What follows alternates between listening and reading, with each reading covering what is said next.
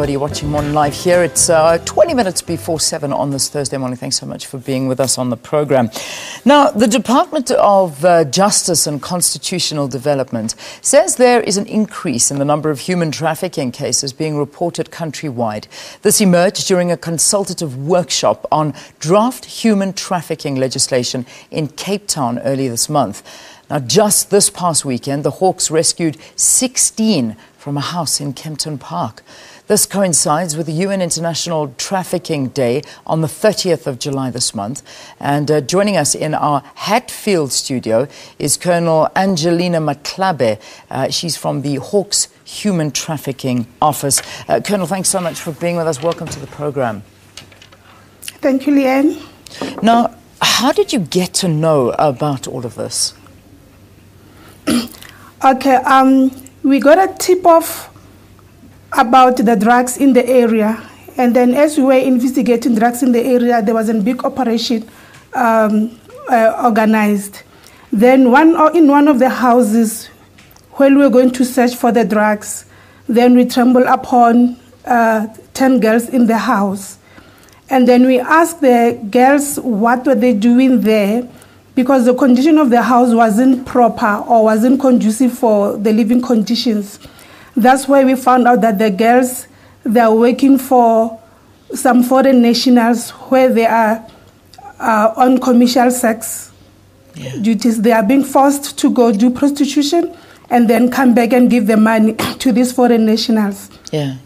So therefore, since during the interview we found out it's human trafficking, then we continue again with the human trafficking and due processes as they're supposed to be done. Yeah.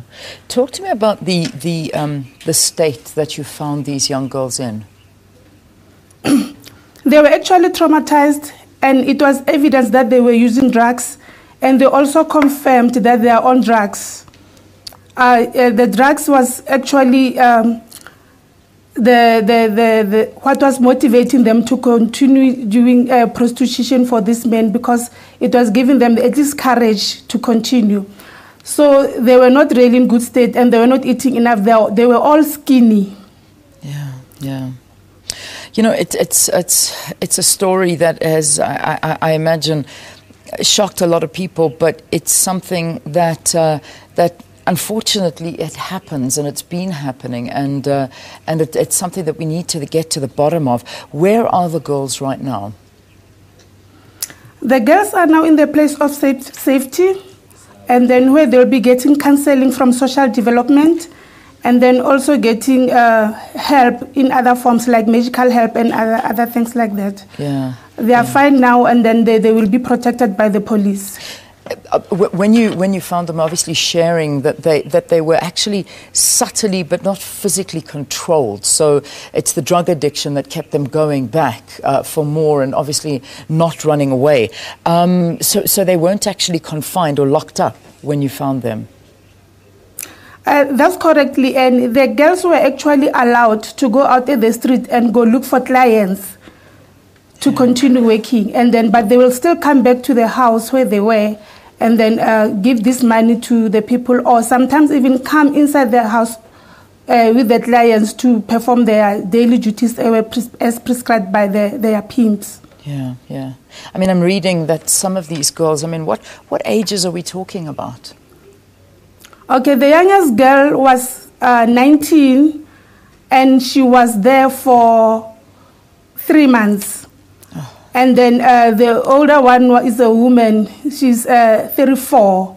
And then all the 8 girls, they've been in and out of the house for almost 4 years. Yeah. I mean, I'm also reading that they were having, some of these young girls were having sex with men up to 15 times per day. And that when the house was raided, there were condoms all over the place, and investigations showing that they were paid between 50 and 70 rand to have sex. That's correct, Ian. That's the information we got from the girls. That's they go from they let the clients pay from 50 rands, and again it depends what kind of a client. At least those clients who pay more, like 150, according to the way they will judge the client. And then at the same time, they told us again that there will be like 10 to 15 men coming to them. So that is why we took the girls to the place of safety.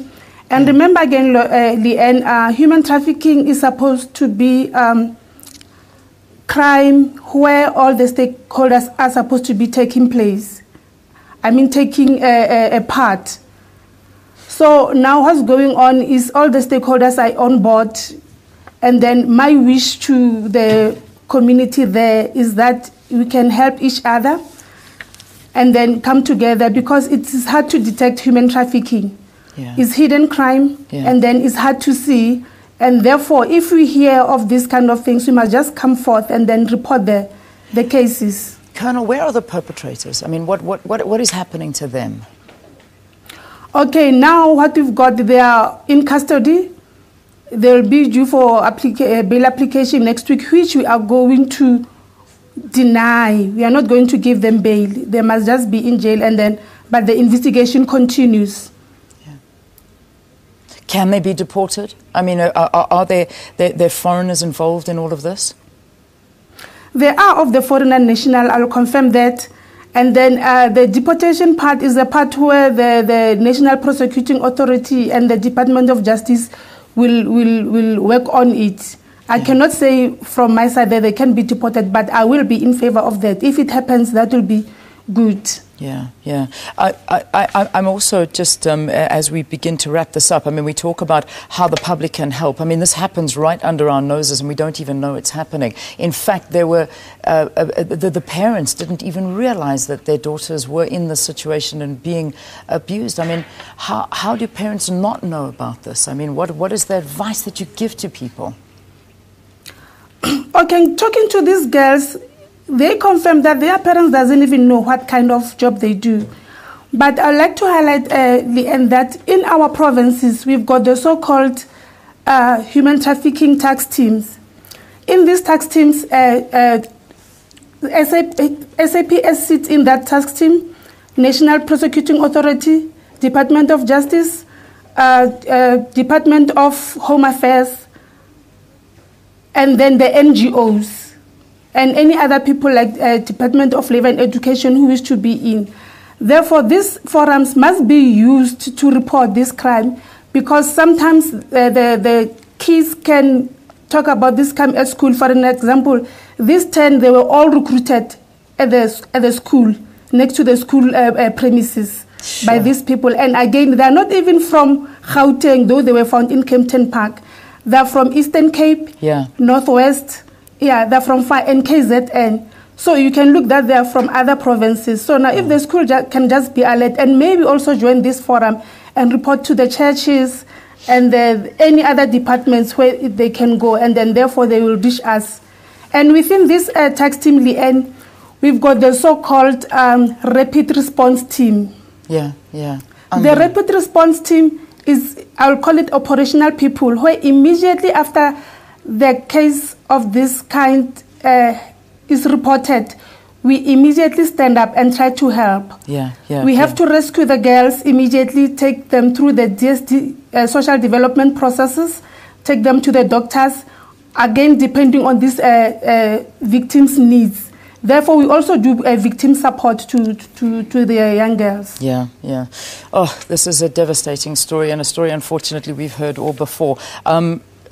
Quickly, literally one word answer. Have you found the owner of the house in Kempton Park? I beg yours? Have you found the owner of the house? The house in Kempton Park? No, the one who's arrested is not the owner, has rented the house. Yeah, so you're still looking for the owner. Yeah, the other part, yeah, the investigation still continued, and then if you find the owner is a different story from this one. All right. But we will take care of it. All right, let's leave it there. Colonel Angelina Maklabe talking to us in her capacity as the Hawks Human Trafficking Office, and it's just frightening, absolutely frightening. Do you remember a few years ago we did a broadcast from the Home of Hope? This was in Hillbrow, and the same story, that these young girls are lured from all around South Africa with the promise of better lives and jobs. They come into Johannesburg and then they're locked up in these houses, put onto drugs and sent into a world of prostitution, and no one knows where they are. It is devastating, it really is. Please be vigilant, know where your children are and know what your next door neighbour is getting up to. Let's take a break.